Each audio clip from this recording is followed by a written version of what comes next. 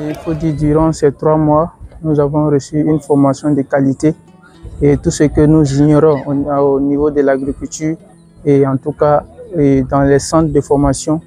Et notre directeur et nos enseignants nous ont montré sur le terrain aussi et aussi théoriquement ce que nous devrons faire au niveau de l'agriculture. Je peux dire qu'on a reçu une formation de qualité. Il faut dire que c'est une chance pour cette jeunesse qui a été choisie par le gouvernement de venir dans ce cas ici et être enseigné et montrer les valeurs et patriotisme. En tout cas, on a reçu aussi cette formation de civisme. Ça nous a permis d'organiser nos esprits, voilà, et au niveau de la discipline aussi, du comportement, pour que cette attente initiative puisse être accomplie. Voilà. Et je pense que cette formation a été de qualité et nous sommes satisfaits au jour d'aujourd'hui.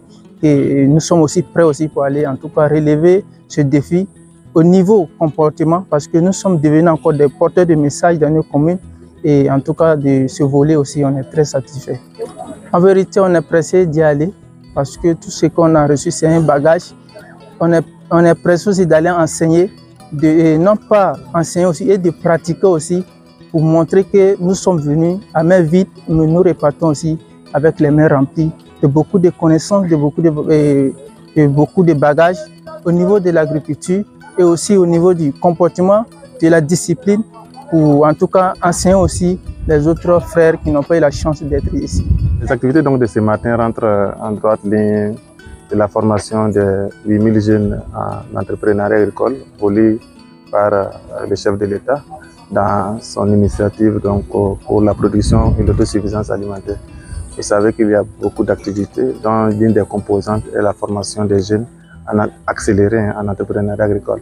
C'est une formation qui dure 3 mois et qui doit donner ces jeunes ruraux qui aspirent à devenir demain des agriculteurs. Et dire aujourd'hui que nous sommes pleinement satisfaits de l'aboutissement de cette première cohorte de 1000 producteurs.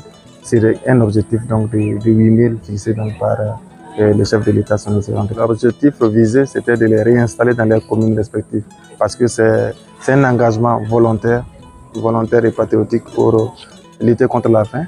Et il y a eu 25 jeunes par commune et cette première cohorte a concerné 80 communes. Après la formation, ils seront réinstallés dans leurs communes autour des sites qui sont déjà identifiés, autour de 12,5 hectares. Et au total, à la fin donc, de cette formation, de la composante, 8000 jeunes seront formés et seront installés sur 4000 hectares. Donc ils seront organisés en coopérative agricole, ils vont produire et leur production aussi sera orientée vers les unités de transformation, mais également vers la SONAGES et tous ceux qui sont dans les besoins. Donc l'objectif, c'est vraiment changer de paradigme et donner encore la volonté à ces producteurs, à ces jeunes qui aspirent à aller vers l'agriculture. Donc vous voyez qu'en moins d'1 an, il y a 8000 jeunes qui se sont engagés résolument vers la production agricole. Ce qui veut dire que c'est 8000 emplois qui sont créés en moins d'1 an. Donc si cela continue, et véritablement se nourrir de l'activité agricole est en train de devenir une réalité grâce à cette vision et l'orientation du chef.